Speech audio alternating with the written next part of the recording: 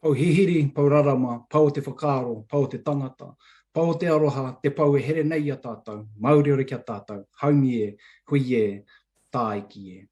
Ti hei uri uri, ti hei nako nako, ka tau hāwhakatau te rangi e tūnei, ka tau hāwhakatau te papa e takotone, ka tau hāwhakatau te mātuku mai rarotonga. Ko ia i ruku hia te manawa pauroto, ko ia i ruku hia te manawa pauwaho.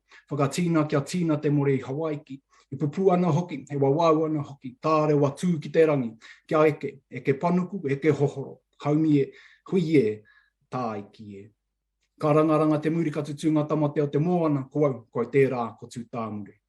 Ke aku nui, ke aku rahi, ke aku whakatamarahi ki te rangi, ke aku whakateitei ki te whenua, tēnā koutou, tēnā koutou, tēnā koutou katoa. Kei ngā iho ngā maunga whakahi, ngā wawhakatere tani whā, kei aku piki kōtuku aku raukura, koutou ngā ringa raupā mo ngā toi Māori. Tēnā koutou, ko karapine pene mai ki tēnei kaupapa, ki tēnei hui, e uai tō koutou waka kiuta, tēnei ka mihi, tēnei ka mihi, tēnei ka mihi. Nau mai, tauti mai rā, haere mai rā ki tēnei kōrero. Muri whenua, tai toke rau, kua ka marangara, kei aku manu taiko, nau mai, whakatau mai rā. Tāmaki makaurau, tāmaki herenga waka, tāmaki herenga tangata, nau mai, piki mai rā. Waikato wawa, waikato iwi, he piko, he taniwha, he piko, he taniwha rau, tēnā koutou nau mai rā. Te rawa waka, te rawa tangata, te rawa wānanga, tēnā koutou, nau piki mai, nau kake mai, tēnā koutou. Tauranga moana, mā tātua waka, mai ngā kuria whārei ki te hirau, nau piki mai rā, nau kake mai rā, tauti mai rā. Te tai rāwhiti, te urunga mai o te rā, tēnā koutou e hika mai. Te mataua Māui ki te puku o tika, te atu rā, te maunga tito hia a Taranaki, tēnā koutou nau mai, haere mai. Koutou hoki no te aua, ko te aua ko au, ko te aua, tēnā haere mai rā. Au kawa moana, Taranaki whānui, Ngāti toa rangatira, te ati awa mana whenua, tēnei ka mihi, tēnei ka whakamana ati kia koutou. Te waipaunamu, te waka a Māui, whakatau mai rā, ki tēnei kaupapa, mo kore anō te mihi kia tātou, tēnei ka mihi, tēnei ka mihi. Mauria mai ngā tini aitua ko wehatu ki te pō, kia tangi hia kia poroporo a ki tia tātou e rata. No reira ngā mate o te wiki o te marama o te tau, me ngā mate huhua kei wainga nui a tātou. Haere ki te pō nui, te pō roa, te pō oti atu. Haere ki te kāinga tuturanga i tātou te iwi Māori ki Hawaii ki nui, Hawaii ki roa, Hawaii ki pāmāmā. Te hono i wairua ki te whaiao ki te ao marama. No reira, ko koe rā, tērā, e kui, e hoki moana. He mai aroha mō e kui e. Au e ka tangi hotu toni te ngākau mō. Haere ki te kupenga o tara mai nuku. Haere ki a pohutu kaua, kia matariki. Kei reira ngā tūpuna, e whangāna mō, e kui moi mai rā. Kei pōranga hau oku whakaaro i tēnei wā. Ka tahi anō, ka tai te rongo, kua hinga te mārei kura te whānau siasa. Reira e whai marina, hoki atu ki tō maunga tapu, ki o aua, ki tō whenua tauri kura. Kei reira papa piri rātau mā, he tatari ana mō. He mana toi, he mana tangata. Haere atu rā ki te kāpuni-punitanga o te kiri kahurangi, moi te whita, te moi tērea, te moi whakaarahia no moi rā. Ko hine nui o te pō e kuku nei te tangata, i ko mea aia Māui e tāna pua ko i o ki runga, ko tātou mā, ki raro, he mate te hanga. Kia puta te kōrero, he rārangi maungaka ki te i te ao i te pō e, he rārangi tangata kāngaro e. Rātau te hunga mate kia rātau, tātou, ngā urupā o rātau mā, ti hei Māori ora kia tātou. Ti hei Māori ora kia tātou, kua karapine mai ki tēnei kaupapa. Ko Kereama Te Ua tēnei, hei uri tēnei no te tai rāwhiti, no te aitanga mahaki, no te whakatohea, no te whānau apanui, no ngai tūhoe, no Ngāti Tūwhare toa, no te rarawa, no te aupauri, no Ngāti Pākehā hoki. My name is Kereama Te Ua. I'm based here in Te Whanganui, Tara i raro i te maru o ngā mana whenua, Taranaki whānui, Ngāti toa rangatira, me te ati aua. I am wearing a blue jacket, a white shirt, also a hei tiki, and I'm sitting in my living room. Behind me, I have an artwork by Regan Bowser called Toi 2. Today, we'll be sharing some of the research insights into our latest Audience Atlas research, designed to help arts and culture organizations, artists, and arts practitioners understand the needs of audiences and the value and potential of the arts and culture market in Aotearoa. Today's Zui is a specific focus on Māori audiences and the market for ngā toi Māori. You may have attended the Q&A session last week, and if so, no mai hoki mai. And just a quick reminder that next week on the 22nd, Tuesday the 22nd, we also have some insights, Azonov presenting insights into Pacifica audiences and the market for Pacifica arts for those of you who'd like to join. If so, we'll see you guys there as well.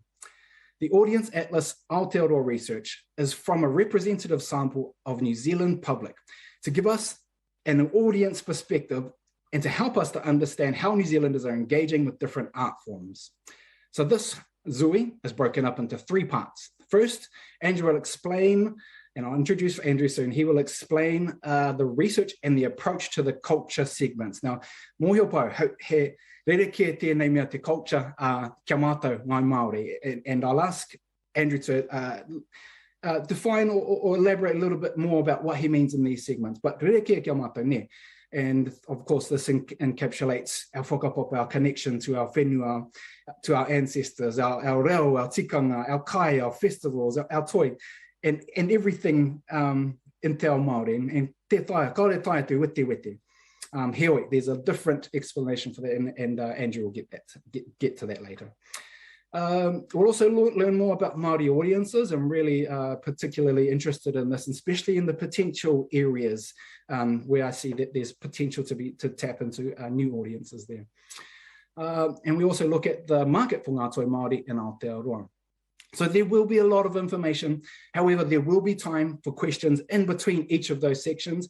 However, if you do have any questions, pop them into the sidebar to the right-hand side of your screen, and some of our team will be working hard in the background to answer some of your questions.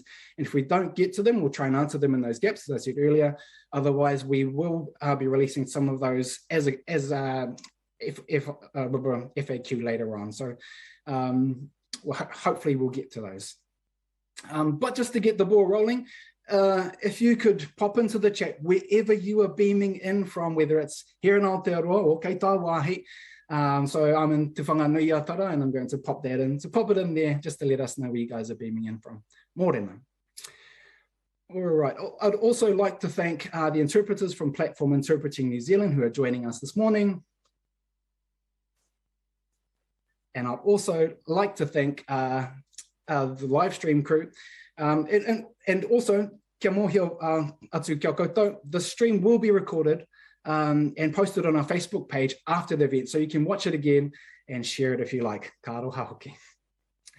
Introducing Andrew.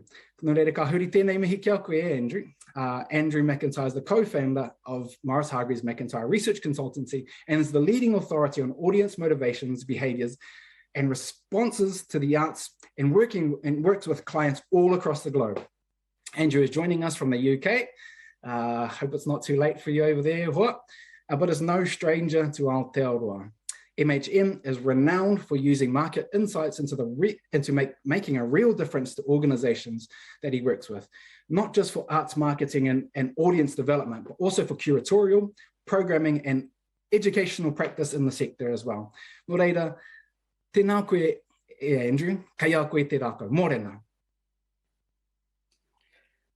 Thank you, kia ora, and it's lovely to be here. I am speaking to you from the UK, so I'm really dialing into this call from the past. It's 8 p.m. yesterday here, so I'm doing my best to catch up to you guys. So I'll let me jump straight in. I want to start by talking a little bit about the context, because we undertook this study at a point where the world was going into somewhat of a meltdown with COVID, and although the study is still very valid and the results are very powerful, it's important, I think, that we recognise that the past couple of years have been a strange period. Different countries have been affected in different ways, and obviously Aotearoa is, for most of us, a kind of beacon. We are all jealous. we would very much like to be you. Most other countries have had a prolonged and very difficult impact of COVID. It's interesting how it's impacted on organizations and on individual practitioners. And we've been really relying on the kind of support networks we have, whether they are governmental or from donors, but particularly I think from audiences, organizations that have got really deep audience roots, that have built community around their institutions, are the ones that have survived COVID the strongest.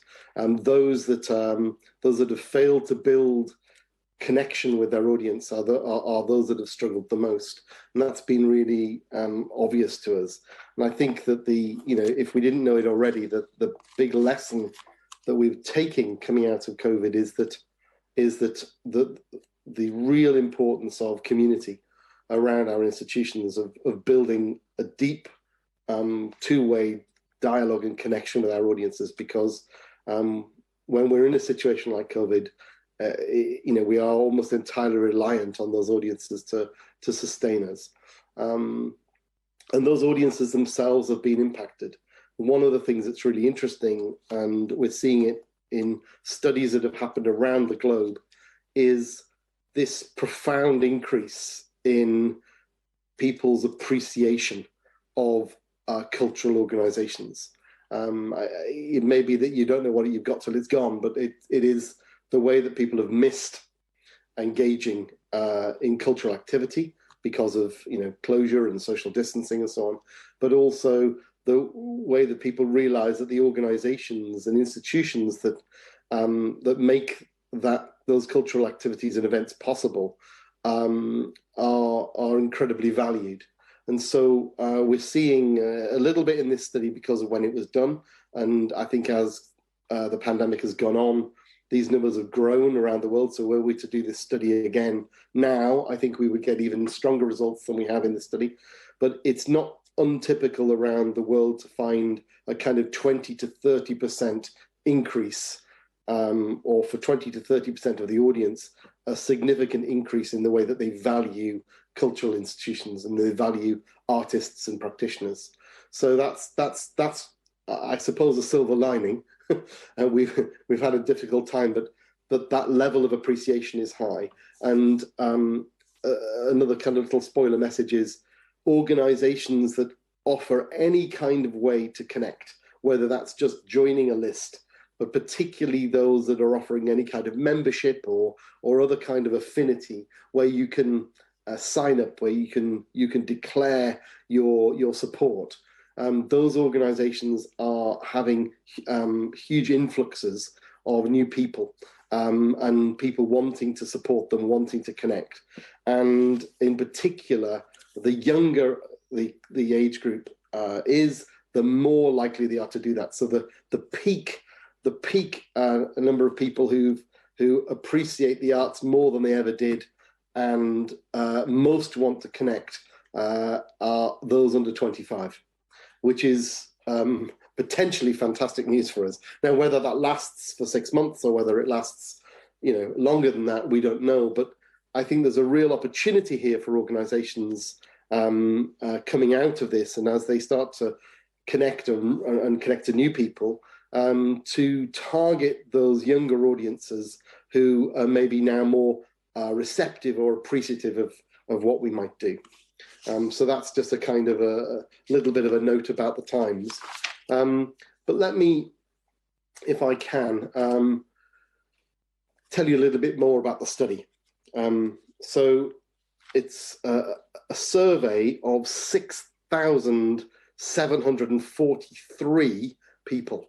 That's very precise, isn't it? But that's the number of people we got to respond to our survey, and they are nationally representative of Aotearoa's population. So we've done that by gender, and we've done that by age, and we've also done it by education attainment, which is a fairly good proxy for income. And we've also looked at people's identity and boosted the sample in a number of ways. So this iteration, this is the fourth time that we've done this study. We made a big additional investment. Creative New Zealand had to be congratulated for this, to boost responses from those identifying as Māori, from Pacific peoples, and identifying as Asian. And so we have, more than ever before, we've had those that data to some extent in previous studies, but this study really brings that to the fore. So we're able to say with some confidence that this study is representing those groups very clearly. So there were, what we found was that I should have said, by the way, that 96% of all New Zealanders are what we call culturally active. And that means that in the past 3 years, they've attended at least one of 12 different art forms that we include in the study to represent a very broad range of cultural activity. I'll tell you a little bit about what they are in a moment, but we should say that the 3.94 million people in New Zealand that report being culturally active, adults, that is, they're aged over 16, but of those, 576,000 identified themselves as Māori, and in the market for arts and culture. So that is a huge market. And in this study, there are responses from 996, almost 1,000 people who identify as Māori and are engaged in culture. So this is a big study. And it's, as I said, it's really representative and reflective of that population. What makes this study unique? Well, we don't just ask people about what they currently do. We do ask them that, but we don't just ask them that. We ask them two other things that are really important. One is we ask them about their entire history with this cultural activity. Have you ever done these things? We ask people about whether they've heard of places, of organizations, of companies, so we can understand the kind of footprint of those art forms and footprint of those organizations into society. But crucially, we ask people about their potential future interest in all of those things, in those organizations and in all of those art forms and cultural activities.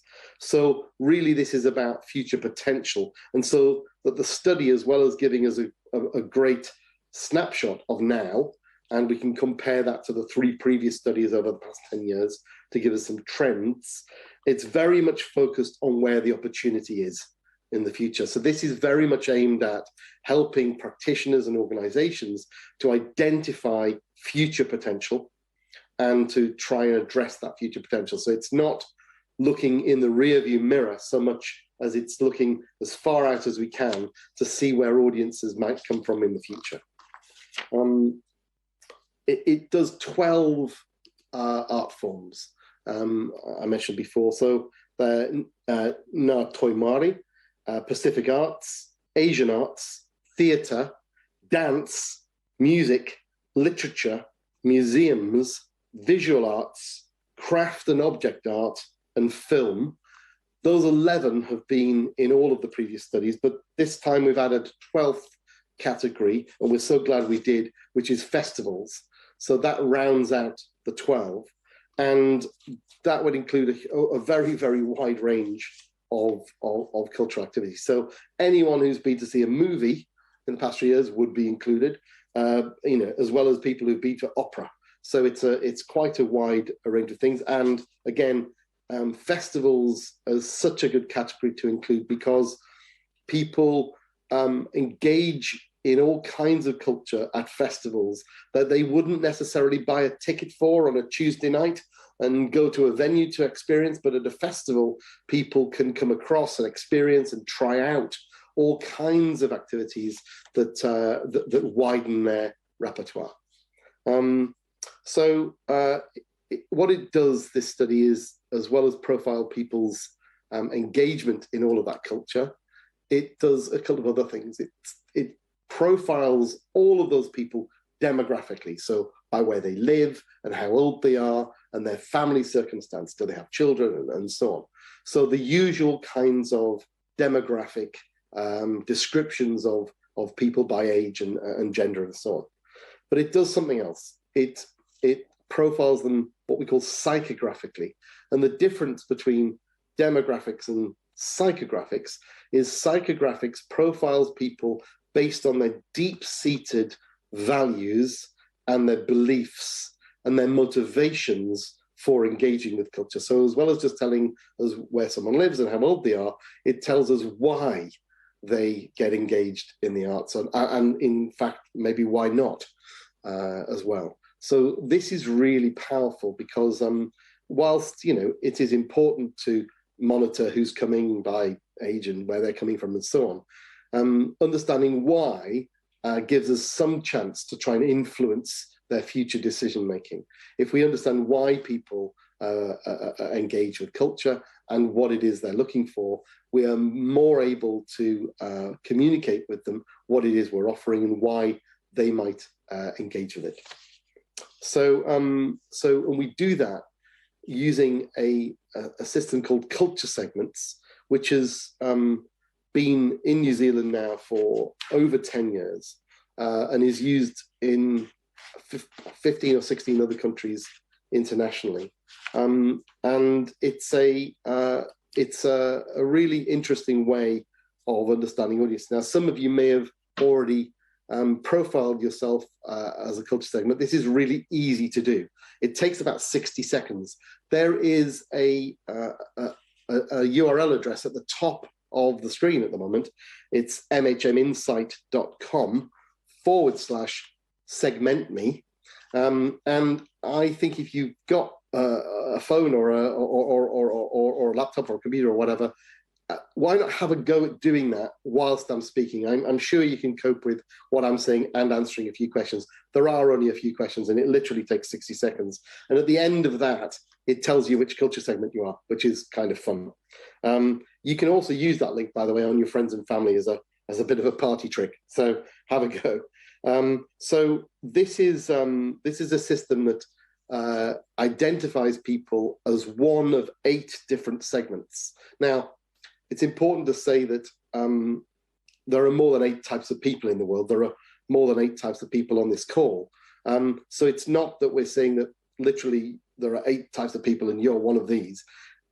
It's more that there are 8 groupings or clusters of people who share enough in terms of motivations and values and beliefs to make them worth addressing as a group.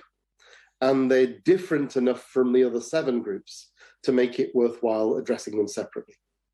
And each of these 8 groupings is, if you think of it, more like a mindset, like a way of approaching the world, a way of thinking about the world. And we've kind of grouped people together because they address and think about the world and about culture in the same way. Nobody is 100% any of these.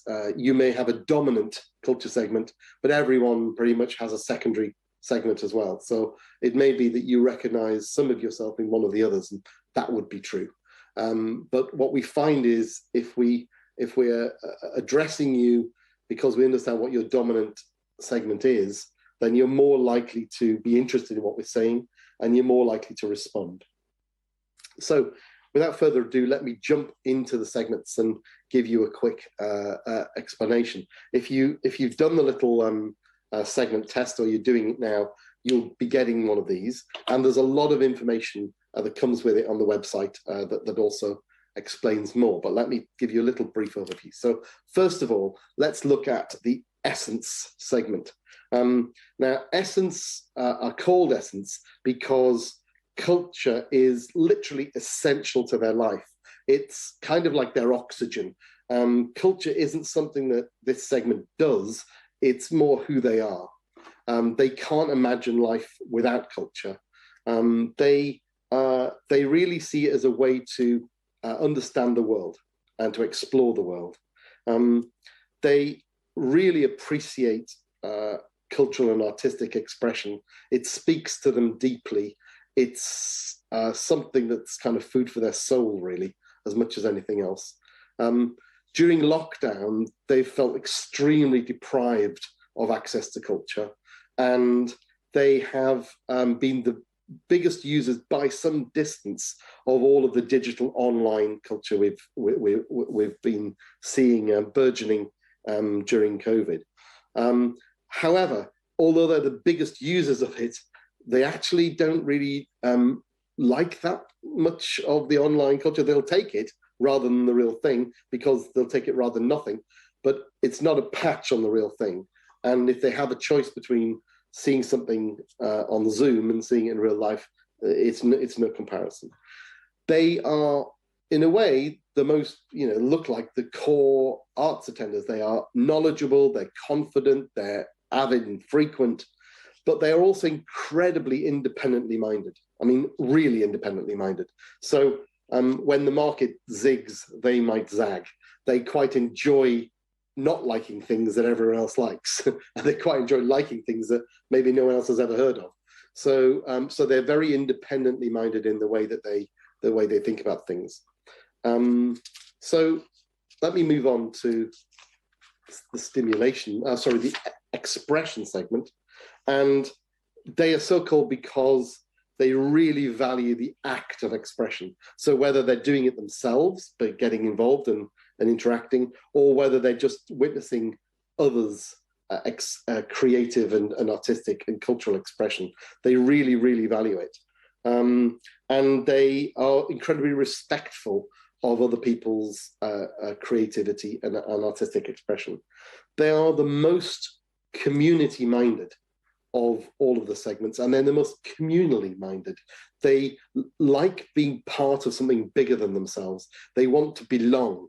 They want to join. They want to have a shared experience. They would like, if you gave them a choice between an exclusive private view with 12 people behind the velvet rope, or an open day at which the whole of New Zealand turned up to celebrate together, they'd take the latter one every time. They just love being with people, and they love that shared experience. COVID has made that a little bit more difficult in some cases, but it is that idea of collective shared experience that's really thing. They're hardwired to support cultural organizations. They're the most likely to join if membership is offered. They're the most likely to volunteer, and they're also the most likely to donate. So they are basically hardwired to support us. Another interesting thing about them, I'll just give this as an aside, they're also much more likely than any of the other segments to have a job working in the public sector or for a not-profit organization. Somebody could write a PhD on this, I'm sure, but we don't know why, but their level of collective and communal commitment leads them into this kind of public service kinds of jobs. So while I said that they are more likely to donate, they're more likely to donate modestly because they're all working for public sector salaries. So, but they are very generous with what they have. Let me add into the mix stimulation. I'll declare my interest. I'm in stimulation, so obviously I quite like this segment. What shall I say? Stimulation love big ideas. We like our art and culture to be about something or from somewhere, or giving us a revelation into something. We like it when you collide things from history or art or science or music or something, and we like it to be visually amazing. We like it to be thought-provoking. We like it when you break the rules. So we like it if you perform it or stage it in an unusual place or somewhere I wasn't expecting, or you present it in some different way that I've not seen before. Really, we want it to be at midnight on the roof with fireworks, and we want to be at the opening. So we like being the first to know about things. So if you leak your plan to us, we will tell everyone else. But we're really seeking novelty, something new, something different, something unusual, something special, something that we've not experienced before. We're really experiential and immersed. And we're very visually kind of tuned into things. So if you can blow my mind, I'm in the market for whatever it is that you've got. Let me add to that affirmation. So affirmation are interesting because they've really decided that art and culture is going to make their life better. They've identified art and culture as something that will add a real dimension to their life. It'll deepen it. It'll make it more worthwhile and fulfilling. And so they are quite conscientiously looking for things to do. And so they're forever creating kind of long lists of we could do this or this or this, or look at this new thing that's on. Here's a new place I found that we could go. And so they are always collecting possible new experiences. However, they, whilst they're quite confident about the things that they know about and the places they know about, and they will keep going back to those places, they need quite a lot of reassurance, and they need quite a lot of convincing that this new thing they've found is the right new thing to try.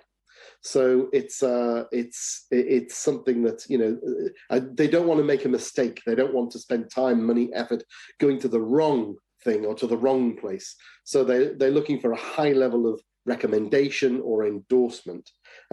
They will read every review that's ever been written. You know, I should say my wife's in this segment.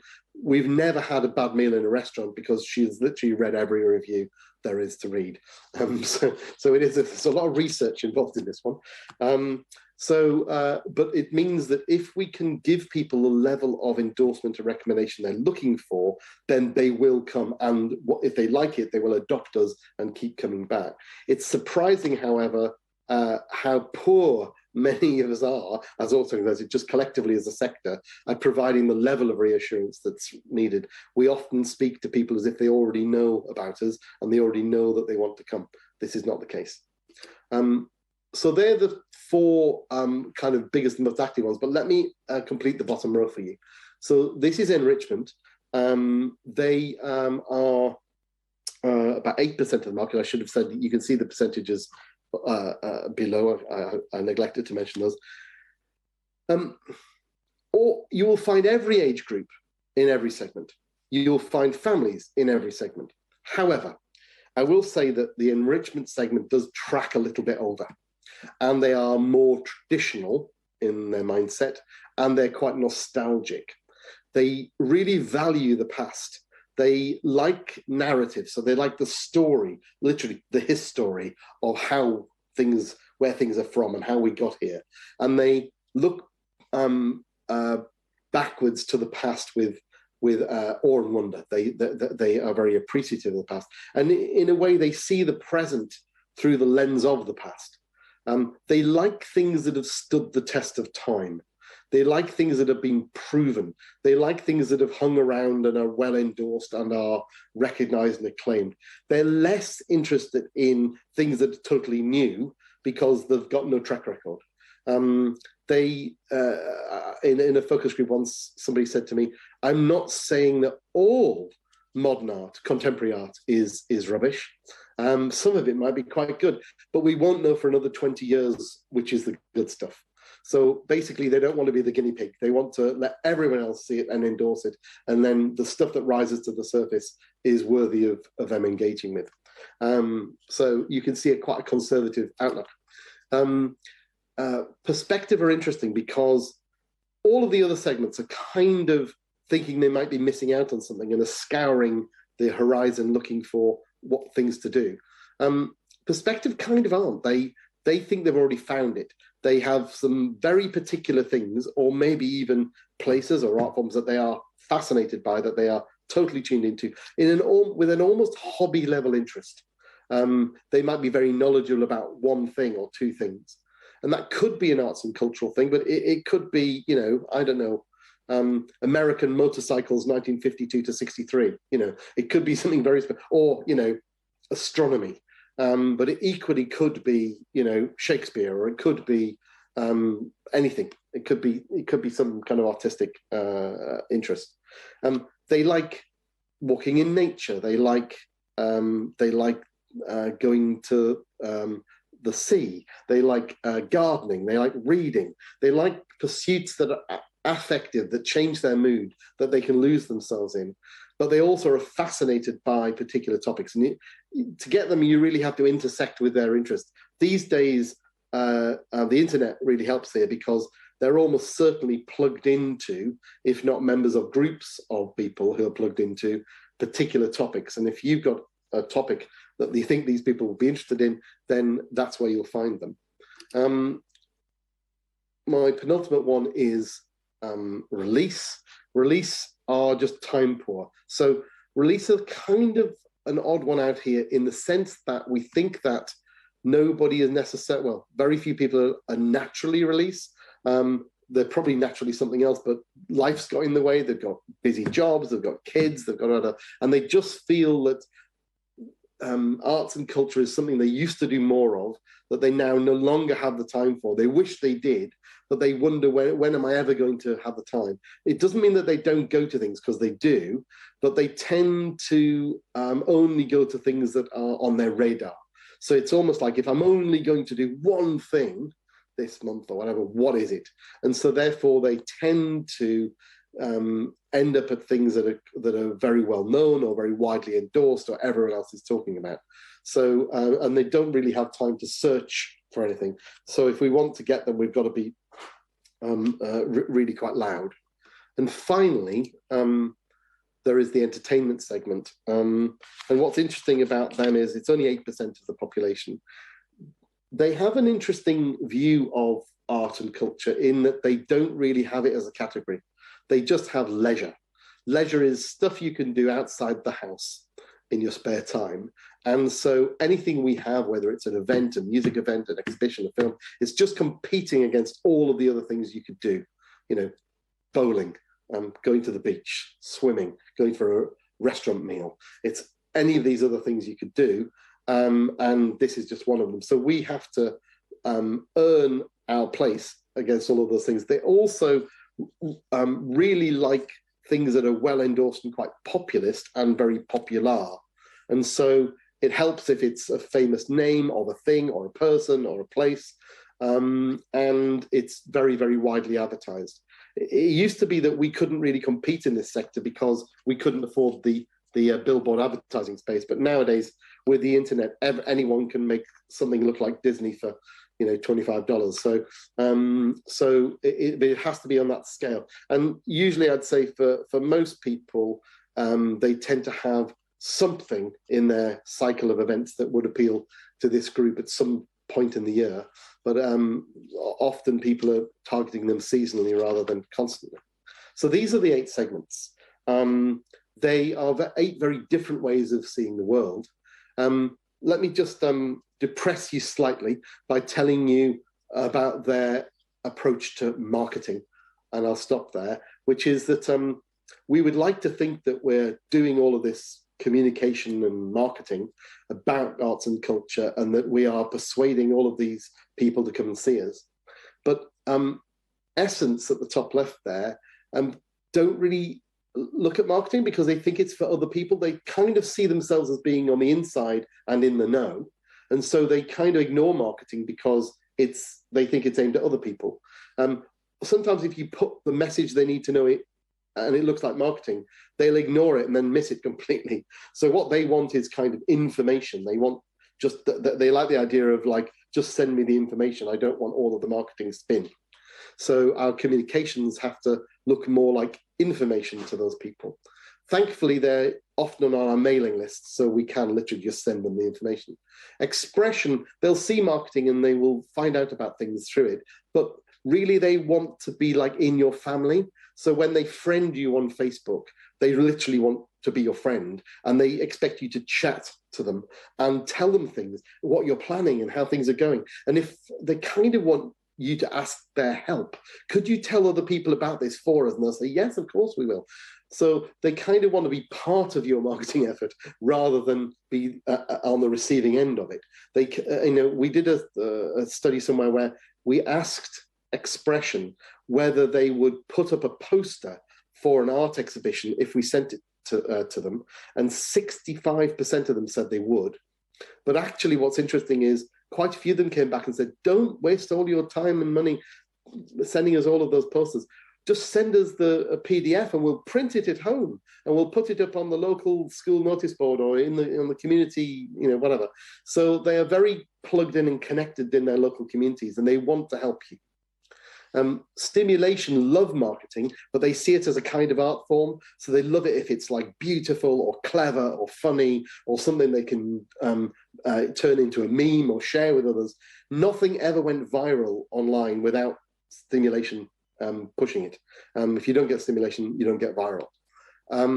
Affirmation don't really believe marketing, because all marketing says everything is the best thing, and they can't all be true. So they're looking for kind of independent things like reviews or word of mouth or forums where people are talking about things. Of course, in our marketing, we can quote all of those independent endorsements, and that's actually reasonably convincing. Enrichment at the bottom there think that marketing is what's wrong with the modern world, and they also think it's an American import. So they kind of want to go back to before marketing, when there was just information and we could make up our own minds. So you have to kind of avoid selling anything to those people because they don't like it.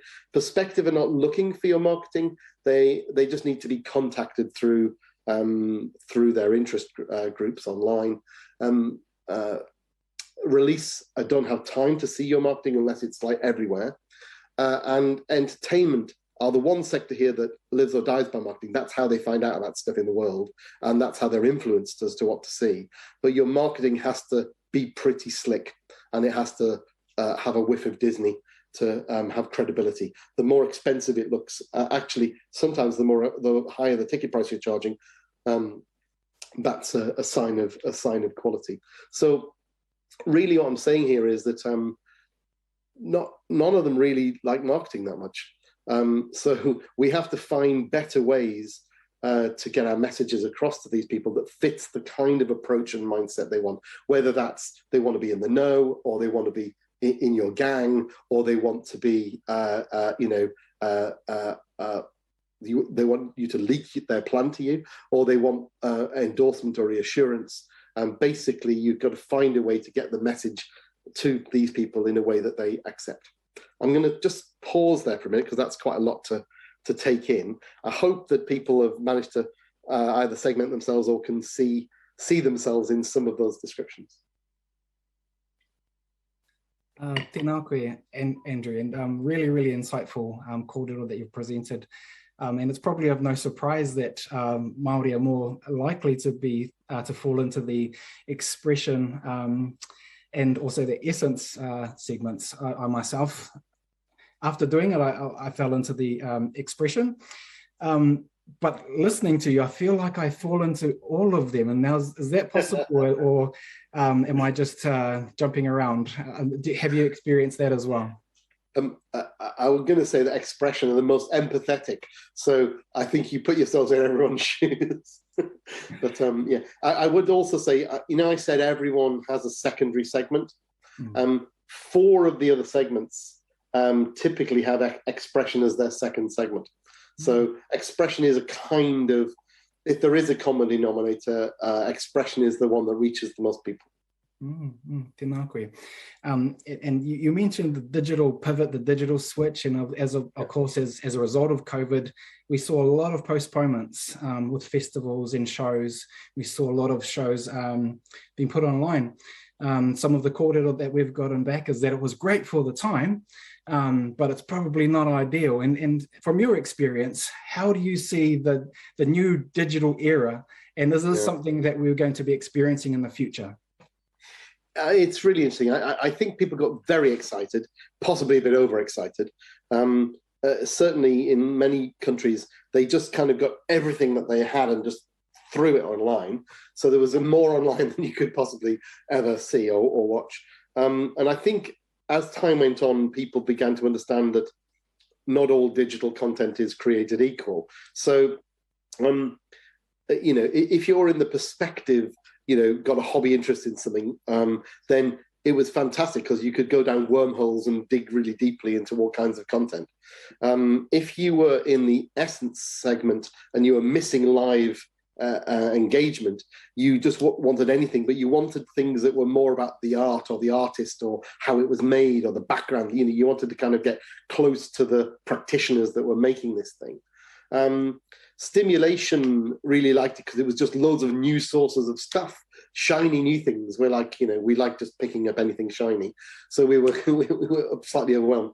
But expression taught us the most, I think, because they were really underwhelmed by the kind of digital content where you can just get it on demand, like just go and watch something or see something, because what they missed most wasn't so much the actual content. It was the experience of being together with others in the space. And they loved the kind of digital content where there was an event. It was at 7 p.m. on a date, and you could go there, and everyone else was there as well, and it had a sense of occasion. And whilst they enjoyed that, the things that they liked the absolute most were ones like this, where you could see other people. And you could see their faces, and and people were asking questions in the chat or doing things, and there was a real sense of community during the event, and that's what they really missed. Now, I think as we move forward, it's not just about putting stuff online; it's about creating opportunities for these people to do what they want. So, for expression, they want to be part of a community shared experience online. So we have to create that online. And maybe even that's after the show, they can chat to other people about it and so on. For affirmation, the ones that need a lot of reassurance, they used it in a totally different way. What they did was a kind of try before you buy. So rather than risk going to this new place to see this new thing that was a bit scary, they could just sit on their sofa and watch 10 minutes of it and go, yeah, this looks exactly like the kind of thing we should see. And it was a kind of, or maybe, no, good job we didn't leave the house to see this. So actually, maybe we need more content where you can get a sense of whether you're going to like it or not, like a taster. Dare I say, a test drive. So you can actually try things out and then have more confidence that you're going to like the real thing. So horses for courses, but it's fascinating. You mentioned after the show, and I talking to you another time, you had a really good example of increasing ticket sales, but not actually selling tickets, or getting the audiences to come pre-show and stick around after the show. Can you share that quarter with us? Yeah, a couple of people might have heard this if you weren't last week, but we have this lovely example of a chamber orchestra. So they're doing music concerts, and they had a pre-performance talk, which was really accessible. It was kind of, they explained the music and they played little bits of it and said, listen out for this melody, and this is how we've, what the composer's done here. And it was really like made the concert more enjoyable and engaging, and it was done in a really accessible way. But the problem was they had like 11 people would turn up to this pre-concert talk. It was the same 11 people every time, and they had hundreds in their audience. And so they came up with this great idea, which is when people bought a ticket for the concert, 7:15 or 7:30, what it was, they got a second ticket that printed out automatically with it, that invited them to the pre-concert talk, 6:30 or whatever it was. And because people had a ticket with a time on it that said, come to the pre-concert talk at this time, more than half the audience turned up to see the talk. They had to move the talk into the main auditorium because just so many people came. And then this extended it. And it was so interesting. They were really pleased with this and just thought it was the best thing to think. So all the team that had worked really hard on to put this on went to the bar afterwards, and they were really having a drink in the bar thinking, that was brilliant. We got so many people to come to our talk.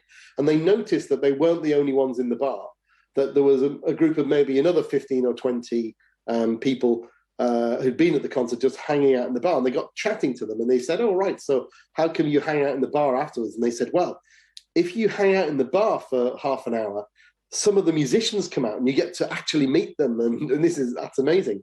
And they just had this little light bulb idea where they said, okay, next time they had a concert, they printed a third ticket. So you got the pre-concert talk, you got the concert, and now you got another ticket inviting you to the after-show party. And again, half the audience stayed and had a drink in the bar afterwards, and then the musicians came out musicians loved it. They were kind of getting, they were signing autographs almost, you know, but it just extended the whole thing. So now there was a real sense of community. People met each other. It was just a real sense of belonging and engagement. The musicians got to talk to their audience, and the audience were thrilled by it. And that was for 2 tickets, you know, a few cents each. So we love that as an example. Tēnā koe. And you mentioned there were 12 art forms that had been surveyed, and I just want to acknowledge that within there was Ngā Toi Māori, and within Ngā Toi Māori there are a whole range and a broad spectrum of arts, well, toi. He rereke tēnei mea te arts ki te toi. He wānanga anō, he kōrero anō tērā, but within Ngā Toi Māori, just acknowledging that there's raranga, whakairo, taonga pūro, tārai waka, visual arts, both contemporary and traditional, kapa haka as well as another art form that was surveyed. Whare tapere, whare pora, literature, Māori literature, our craft, and also our wānanga. And of course, these have been impacted by not being able to gather, and we've seen a lot of our wānanga going online. Myself, I've had a chance to both be there in person and enjoy a wānanga from home as well. And although I prefer kanohi ki te kanohi, rai ki te rai, I felt actually it was really quite productive to be in a virtual wānanga, get lots of things done while I'm still at home. But again, it's probably not ideal moving forward. But it'll be interesting to see what the future holds for us. So, ka nui ngā pahupahu a Kereama, so I'll hand the rākau back to you, Andrew, for the next segment. I'm just going to say on that, I think it's interesting. We kind of take our community where we can get it, don't we? Needs us. My sister is disabled and largely housebound, but she's a budding poet. In fact, she's just literally published her first poetry pamphlet that launched on Saturday.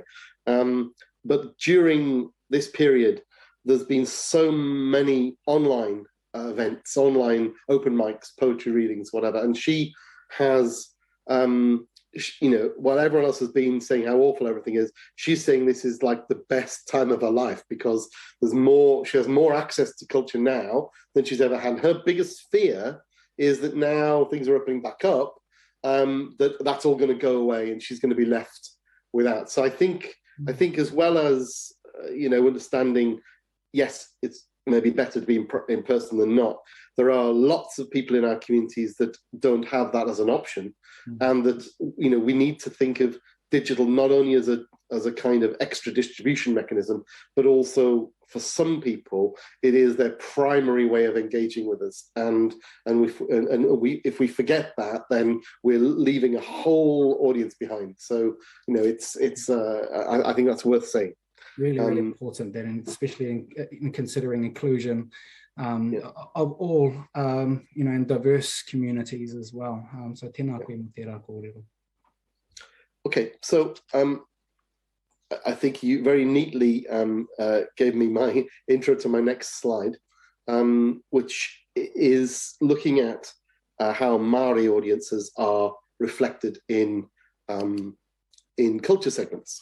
And the headlines there are that they are overrepresented in essence and in expression. And if you remember, essence is about art and culture being central to your life and to who you are. And for expression, it was about the importance of belonging and the importance of community and the sense of community. So I agree that you know, it's interesting that Māori audiences are overrepresented in those.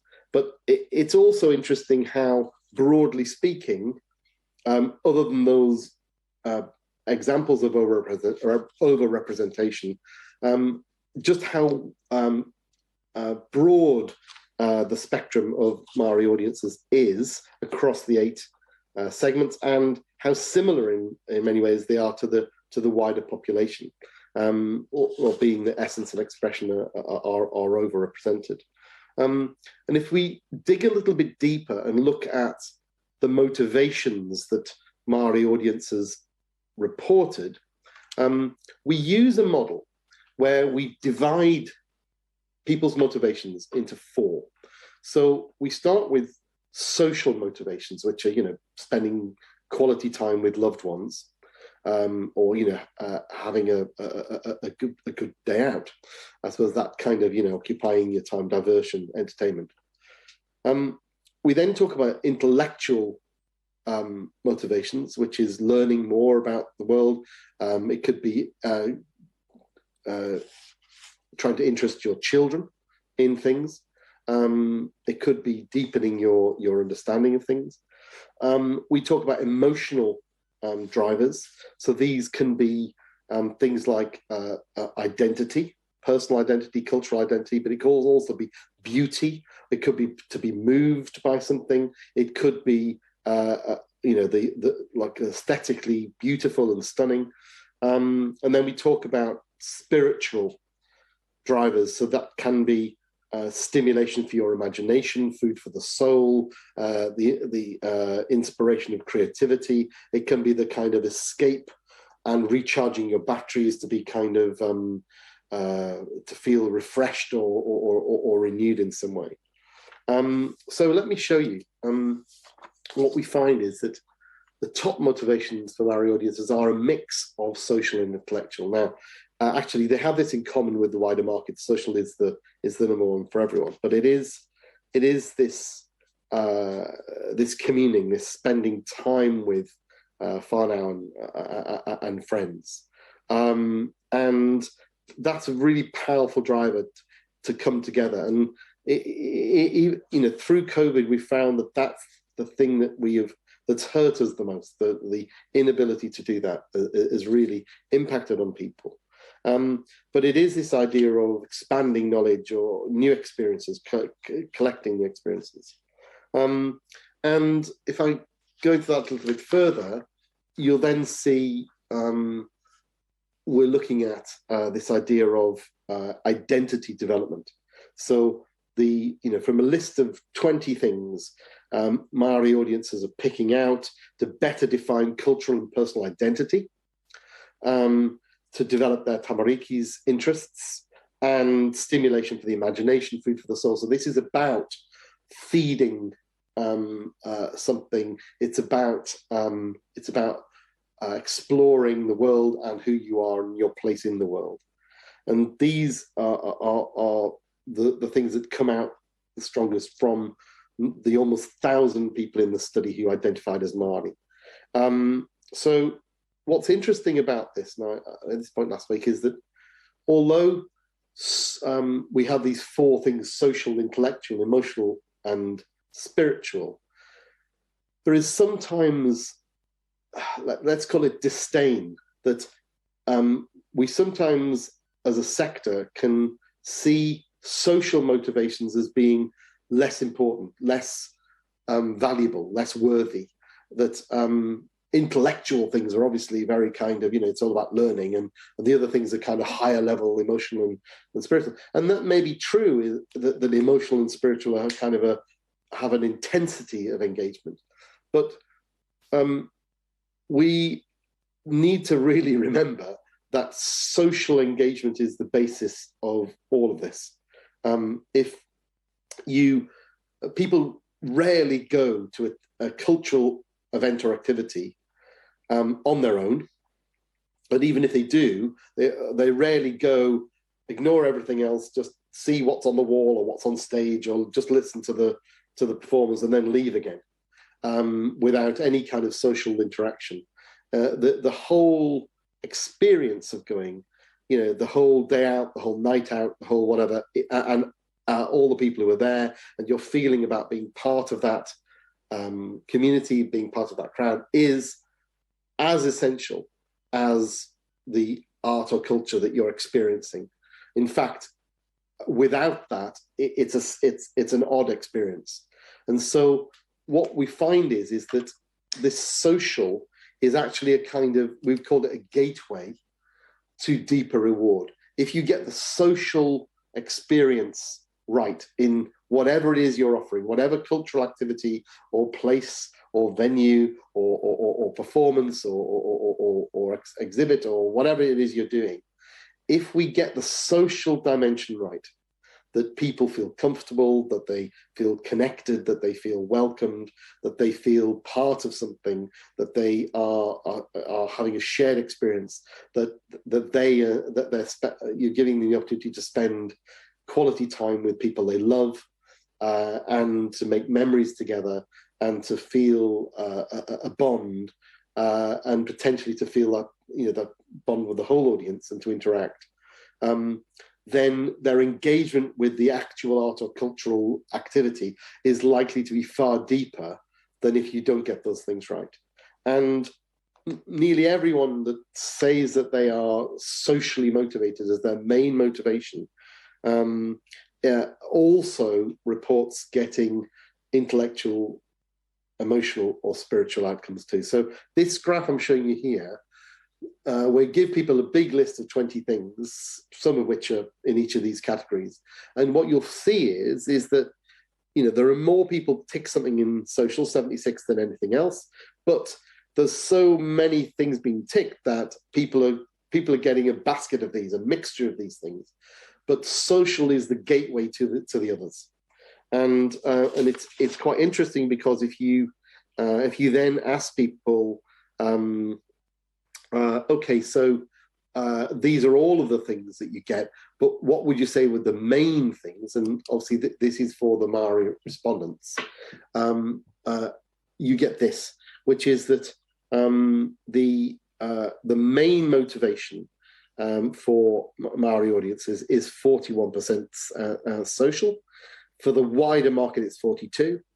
You'll see that intellectuals 29 plays 33. It's extremely similar, but it has an uptick for emotional. And so social is still the dominant main driver. And that's really important to say, that we forget, if we forget that people are having a social experience, and that bookends and surrounds and underpins and wraps around the cultural artistic experience they're having. If we forget that, it will fail. So we have to make sure that we do that. But when we do it well, people get this full range of experiences, and it's I think that's kind of something that we need to remember. We often get so obsessed with presenting the actual work that we don't necessarily think of. I think sometimes it's now called the visitor journey. What's all the wraparound experience that you have that frames the actual cultural experience itself. We asked people an interesting question. Sometimes, and you've seen these questions. It says, why haven't you been to more arts and cultural events? I've seen this question on a number of surveys, and then it lists, all these reasons. Didn't have time, or it was too expensive, whatever. And so it's a silly question, because it kind of assumes that everyone should go to more, and then invites you to pick an excuse. So we don't ask that question. We ask it a different way. We say, can you think of an arts or cultural event in the past 12 months? Or, I think it might be 3 years in here, that you specifically wanted to go to, and something prevented you from going. So you can't just say, generally I don't go. You've got to say, I wanted to go to that, and something stopped me. And what's interesting here is that 41% of Māori audiences said that, yes, something had prevented them from attending. And that's compares to 36% for the wider market. So we then dug into that a little bit more deeply, because 41% of that audience comes out at nearly 250,000 people. And when we dug into that 250,000 people and said, so what is it that's preventing you from attending? The number one thing that comes out is cost. And you'll see it's biggest by some distance. It was too expensive.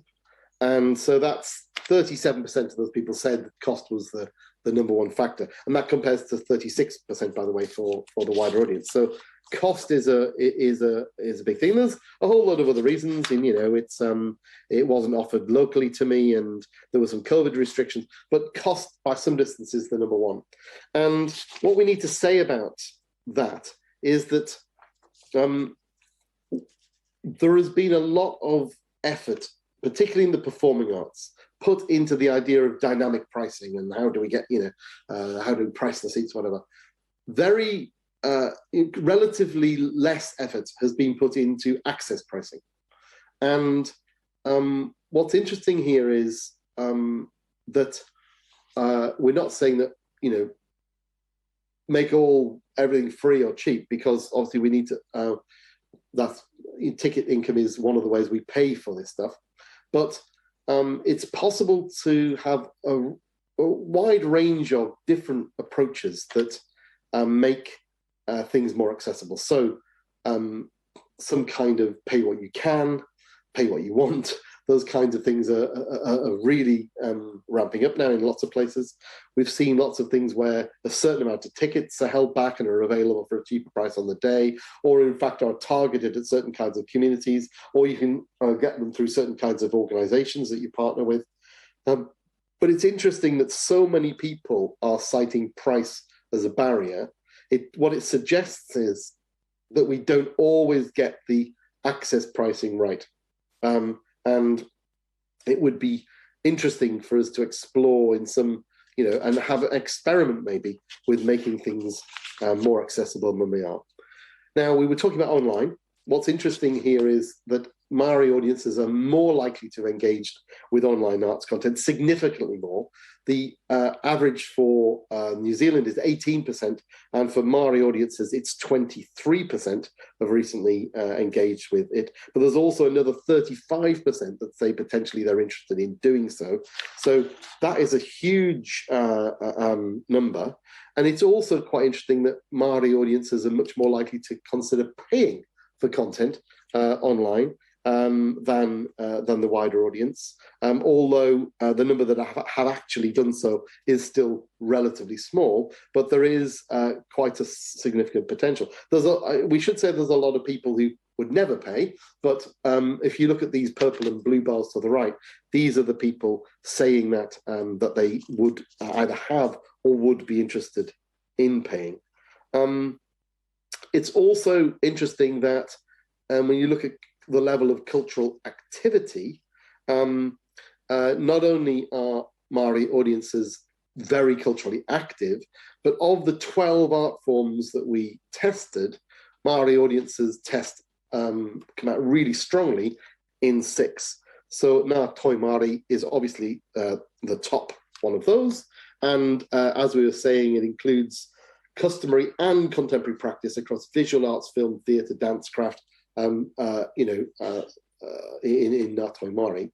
But it also over-indexes, and you can see this little thing on the right of how many percentage, these little arrows just to the left of my head. Just there, oh, I want to see it, no, it's that side. Just there, these little arrows here.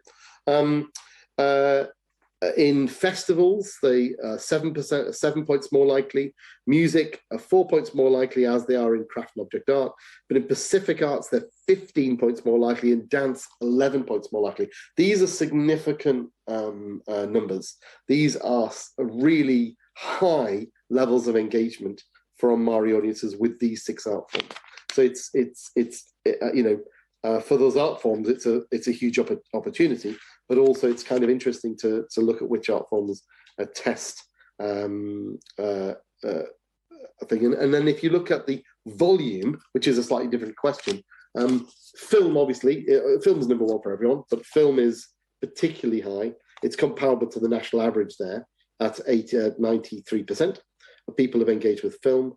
But you can see that Ngā Toi Māori, festivals and museums are really high.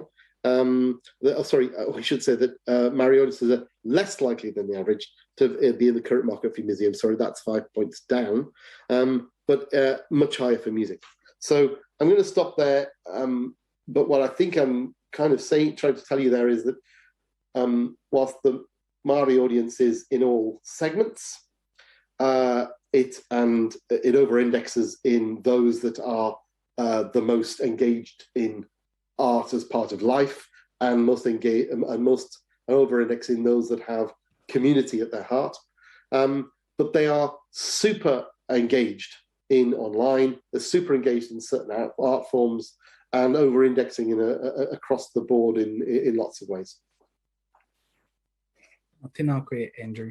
We've got a few questions popping up into the chat box at the moment, and our team are working in the background, but I do want to elaborate a little bit more on what I said earlier about toi and the difference between toi and arts. And I think that we have to be really careful that we don't put a Western view or a Western perspective or an arts perspective on what toi means, because kia mātou ngai Māori is very, very different, and I think it's more holistic and it's a lot broader than what I guess the definition of what the arts mean. And of course, it encapsulates a whole broad spectrum of things to consider as well, which include our whakapapa and our tikanga, our hononga to our whenua, our hononga to each other, and hauora also being a part of toi as well. And I think also that it is impossible to separate hauora from toi. You can from arts, but you can't from toi. And, you know, continuing on, thinking about toi and its creation process, there's mātauranga Māori is deeply entrenched into the way that we present, the way that we process, the way that we draw our stories, our pūrākau from. You know, when I think about ngā toi Māori, I think more about taonga tuku iho, which again isn't necessarily reflected in arts, but absolutely in toi. And I think, I guess, as a result of, you know, the systems and the views and the society that we live in, we have, oh geez, how do I say this? We have put a foreign identity over toi, and toi to me is not arts. I reflect being at a wānanga with Te Kāhui Whiritoi in o Tautahi last year, and one of the kuia said there that can you stop calling raranga wharepora a craft? This is not a craft, and that it was a means of survival. And Rangikipa had a similar kōrero. And I guess this voice is starting to become louder and stronger amongst our people as we understand what toi means and the differences between that. Toi also talks about our sciences. I mean, there was a kōrero last year saying that mātauranga Māori is not science, which is a complete, I guess, white view of what that means, where we don't separate our stories from our science, same way that we don't separate the tangible from intangible, the process from the presentation, the kōrero, tuku iho, and all of those stories. And again, it will differ from iwi to iwi, and, you know, even amongst whānau, that might be a little bit different as well. And I mean, as a representative of toi Aotearoa, I don't think it's our place to define what toi is. It is our space to understand it, but I really want to open up that dialogue and open up that kōrero to our people, to have to wānanga this, because actually Teina Moitara, in one of his conversations at Te Tairāwhiti Arts Festival, he said that if Wellington is the capital of the arts, then Te Tairāwhiti is the capital of toi. And really, I went home and I went, absolutely, absolutely. And I'm just biased because I'm from there, but there is a complete different perspective that we have to our art forms. Well, we call it art forms, toi, which is part of a bigger one. And I think that we need to have moving forward so that we all understand what that means, and so that we don't, I guess, whitewash our own identity and our connection to our art forms or to ngā toi Māori as we know it as well. So tēnā koe mō tērā pātai. I hope I answered it as best as I could there, e hoa. All right, back to you, Andrew. Thank you. I think that's so useful. Obviously, in the study, we had to explain that as best we could, not as eloquently as you've just done. And obviously, in the context of a survey, you can never have a debate. so you're having to kind of explain the kind of range of experiences and activities and content that might constitute Ngā Toi Māori. But we asked everyone in the study, the whole 6,500 people were asked about their experience of and engagement with and interest in a whole basket of things that that constitute or are included within Ngā Toi Māori. So let's see what people said. And I think you're right that, you know, people will have a very, there will be a spectrum of understanding of what these things are, and there will be also gaps in that understanding of what that is. But for what it's worth, this is what people told us. So here we go. So 3.7 million New Zealanders said that they're open to Ngā Toi Māori. 2.4 million of whom say that they have engaged with some aspect in the past 3 years, which is huge. That's 61% of all of the people open to it. And another million say that they have experienced it, but more than 3 years ago. So there are very, very few people, as you can see, who say, I don't know what that is, I've never experienced it. Now, their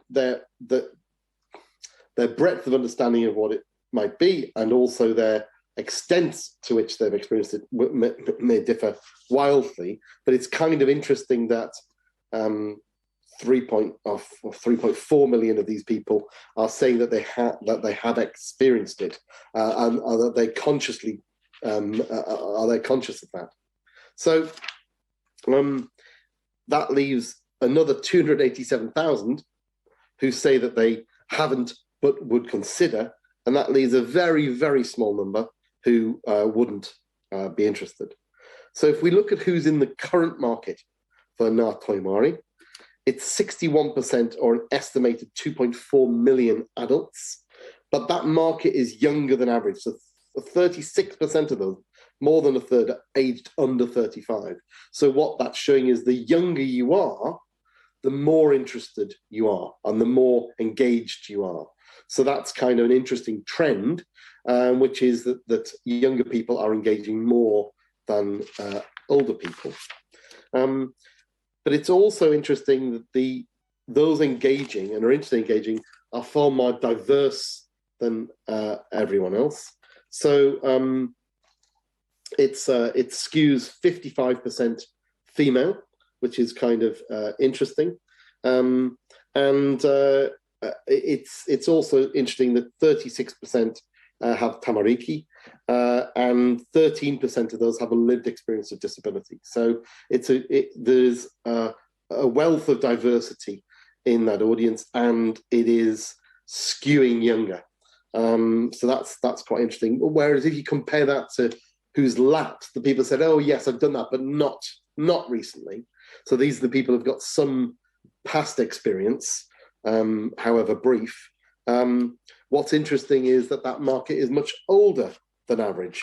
So 4 in 10 are aged over 55, and not surprisingly, it's much less diverse than the average. So significantly more likely to identify as New Zealand European, and significantly less likely to have children. So it's you can see that there's a kind of emergent, if not a divide, certainly a gap or a spectrum to which younger, more diverse audiences are more open, more interested, and more engaged, and the older, less diverse audiences have report having some experience of it. They can identify it and say, yes, I've had some experience of that, but are far less engaged currently. So if you look at who's in that potential market, remember that was quite small. There is just less to distinguish that. It's a small market. It's only 7%. It's only 250,000 adults, and they look reasonably similar to the rest of the thing, but they're slightly more male. and they are slightly more likely to identify as Asian. But that I will emphasize that that is a small number. So if we look where this happens, it's kind of interesting that a large proportion of the current market for Ngā Toi Māori is, you can see on this map where they are, lighting up in the darker the colour, the more of them there are. But in the Gisborne and Wellington residents are by far and away more engaged than anywhere else. And if we look at where those lapsed, older, less diverse engagers live, they're much more likely to live in Marlborough or in Canterbury. So it's there's a geographical skew, as well as an age skew, and as well as a diversity skew. The potential market is actually relatively modest. It doesn't really light up the map, and that's because most people are in one of the first two. So it's interesting if we look at the idea of festival. It's an estimated 1.2 million people have engaged with a Māori cultural festival in the past 3 years. And I mentioned festival before. We're so glad we included it, because festival in the wider market, not just for Ngā Toi Māori, but in the wider market, is a place of experiment for a lot of people. It's a place of trial, of coming across new things, of trying things for the first time, of encountering things, of trying things on for size. And we think that this festival provides a kind of a neutral space, a kind of liminal space where people can experiment with things that they may not be willing to fully commit to outside of the festival experience. But it's a place where, having encountered it, people find what they like, and they can go on to experience more of it. There's a further 800,000 say that they've engaged with cultural festivals before that. So that's 2 million people say that festivals is the place that's happened. So the role of festival as a kind of taster experience for people trying to understand and find their way into some of this cultural content is absolutely crucial.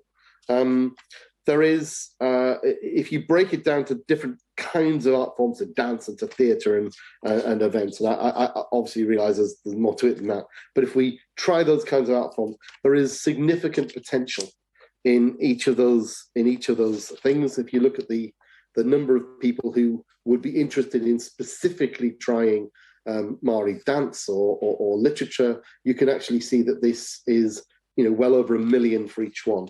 So there is significant interest and potential, and festivals play a disproportionately large role in people's early experiences, like that. So I'm going to stop there. This slide shows you a number of pages from the report itself. If you haven't already got the report, it's available online. I think we'll obviously put some links for people to download that too, but it's got an enormous wealth of information. We've only literally just scratched the surface this evening, of giving you some of the headlines, but there is so much more information in there, and it's also usable by individual organisations. So you can dig in, you can look at geography wherever you are in the country, but you can also look at different types of, I was just mentioning dance there or something. You can drill down and look at that. You can look at people's culture segments, and you can look at their demographics as well. So there's a wealth of information that you can get. So I encourage people to download that and have a dig around in it. And if you've got questions after that, please ask them, because there is help available to advise you. But I'm going to stop there. Thank you.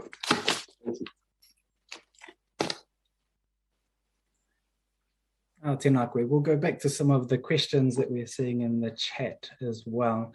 There was a question about geographical spread, geographical location. You mentioned there that Te Tairawhiti and Te Whanganui Tara were some of the biggest areas of engaging in the arts. I'm really interested from the survey, what the survey tells us about regional spread, arts in the regions. And is there anything that the data, other than what the percentages have shown us in terms of engagement in the arts in the sector, in the regions, and possibly even investment into those areas as well? I should say that the survey lists out names, individual organisations and venues in specific places. So there is some level of detail. But yeah, I think there may be other people who may be able to answer that better than I. But it would be interesting to look at it in terms of investment and provision. Maybe we can do a little bit more work there. And I see that there was another question from Ngāpaki asking about a Mātauranga framework used for research in the future. And absolutely, that's something that we're going to be looking into the future. So thank you for that, Pātai. And please watch this space. We are looking at really increasing the Te Ao Māori capability within our organisation as we move to becoming more of a bicultural organisation in the future, which would mean that all these presentations will have a bespoke Māori lens and Māori frameworks for delivering some of this kōrero. So tēnā koe mō tērā, it is on our radar, and we are working very hard in the background to make sure that we have our communities reflected in future surveys as well. Although this was a really, really large survey, as you said, was it 996 people that identified as Māori, which is actually quite huge. So yeah, absolutely, we will be looking into that later on. I'm just searching through some of the questions. If you do have any, Pātai, we still only have 4 minutes left for our kōrero today. But if you do have anything burning, anything that you may have missed out, or something that hasn't been answered, drop them into the chat, and we'll try and get to those questions before we leave there. Andrew, is there anything else that you wanted to share from your insights of what's going on in the world, I guess, in terms of audiences, how they're engaging? I mean, we spoke about the digital era. We spoke about how COVID has impacted our ability to be able to attend. Is there anything else other than what we see in the data that you'd be able to share with us from your perspective? I think for me, it's the meta trend is audiences want a more human experience from us. They want to meet each other. They want to connect, but they want to connect with us as artists, as practitioners, as organizations, and they want to do it on a human level. So I think that there are, several decades of commercial marketing practice that's been imported into the cultural sector has sometimes made us very transactional. We've been speaking to people through megaphones and tried to sell them tickets. And I think that level of humanity, the sense of collective community, of wanting to feel a level of human appreciation for each other, that's really been coming to the fore and emphasised. Now, my experience of working in Aotearoa over the last 13 or 14 years is that practice there is more like that than anywhere else. I think that I certainly spent quite a bit of my career exporting practice from Aotearoa to other countries and saying, this does not happen in New Zealand. So I think that you have something precious, which is a more direct human connection to your audiences and a connection between your practitioners and your audiences. And you protected that from becoming too transactional. Not everyone has, but most have. And that's so precious. I guess that's part of our culture as well. It's all a holistic approach to how we express our toi. There's a new, it's not new, it's been around for a little while now, but it's growing in popularity, and I've seen a lot of wānanga done around the NFT space. Now, in your research and what you're seeing out there, because I'm particularly interested in this, and especially with the blockchain and being able to protect some of our mātauranga that's associated with our toi, to be able to have some sort of protection over our IP in that space, to be able to create diverse platforms to create a sustainable career for our artists as well. But I also see the risks in there as well. The risks that I have from the very limited wānanga that I have done is that somebody could walk up to one of our popo, take a photo, sell that as an NFT. Tika tērā, is that right? And is there anything that you can share with us in that space? I know that the under 15-year-olds are all, especially in the gaming world, 120 million people, are living pretty much in the metaverse. And I think in the future, there will be a time where that will be normal, or even as far as NFT avatars, where possibly I could own the avatar of the Peter Gossage Maui, and I'll be walking around in the metaverse as Maui later on in the future. However, we're not quite there yet, but what are your views on that space, the NFT, I guess Bitcoin, part of that as well? I think at the moment it's like the Wild West. It's, there's not enough solidity in that market at the moment. What I would say is that, and who knows how that will unfold. We need to, you're right, we need to not ignore it, we need to be across it. But if there's something else that's happening digitally online about distribution access, the biggest trend is subscription, which may be less, glamorous than NFT, but actually, if you're under 35, subscription is the biggest distribution model in the world for everything. If you're over 35, less so. But the idea of subscribing to something and that giving you access rights to things is normal. And so digital subscription seems to me to have a huge potential for us in the arts, that we are really only just beginning to understand. I think NFTs is the kind of high wire extreme end of that. Tēnā koe, aroha mai, kua pau te wā kia tātou. He wai tuku mihi atu kia koe, kua whai wāhi tēnei rā, ki te tuku, kia whakawhari ki hia I ngā kōrero kei mua I a tātou I tēnei rā. Reira, tēnā koe Andrew, tēnā koe mo tō reo Māori, e ngana tonu koe ki te whakahua I tō tātou reo rangatira.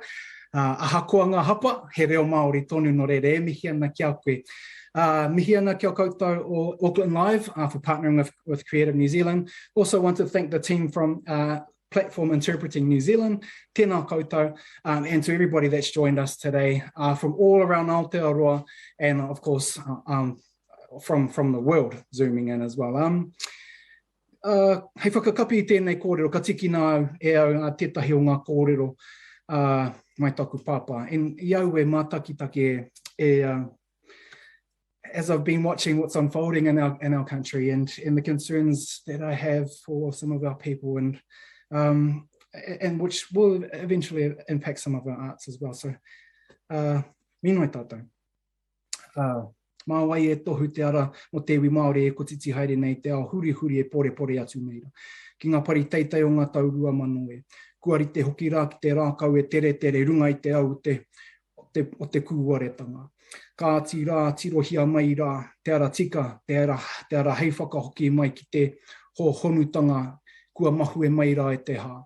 I maringi mai rā I ngā maunga I ngā awa tai atu hoki rā ki a rātau mai. Ko whakairihia e nei kupu kōrero, tēnei ki te kōrero, ki te pautua rongo, hei tiki anō mōmuri ake nei, kia wāte ai, kia tīna, haumie, hui e, tā ki e. Tēnā tātou, kia pai te rā.